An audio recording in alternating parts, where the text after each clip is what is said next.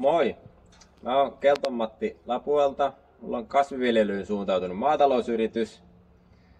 Syysviljelyä mulla on aika paljon viljelyksessä, mutta kaura on semmonen mielenkiintoisin kasvi itselle ja se meneekin jalosteena vientituotteeksi.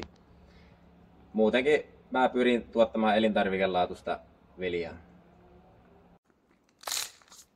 Mä oon aina ollut MTK-jäsen, mutta kaveri houkutteli maaseutunuorten tapahtumiin ekan kerran, niin se on ollut alkusysäys tälle, että on innostunut toiminnasta tosissaan.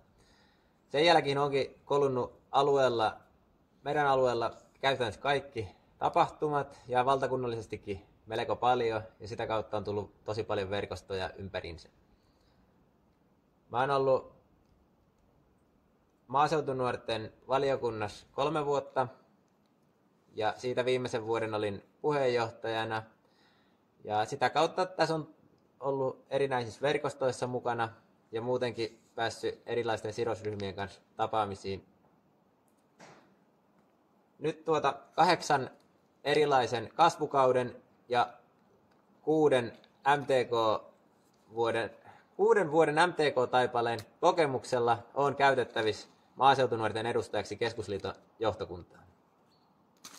Tärkeimpiä teemoja, mitä mä haluaisin ajaa eteenpäin, on vakaa ja pitkäjänteinen toimintaympäristö, että poliittisia säädöksiä ja päätöksiä saataisiin pitkäjänteisyyttä ja turvaa meidän tueksi.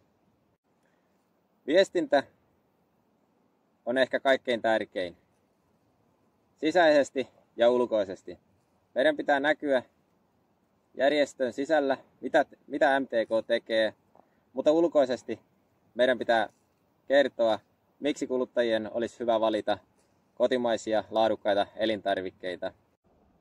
Mä oon vahvasti sitä mieltä, että kaikkia tuotantosuuntia tarvitaan toinen toisia tukien.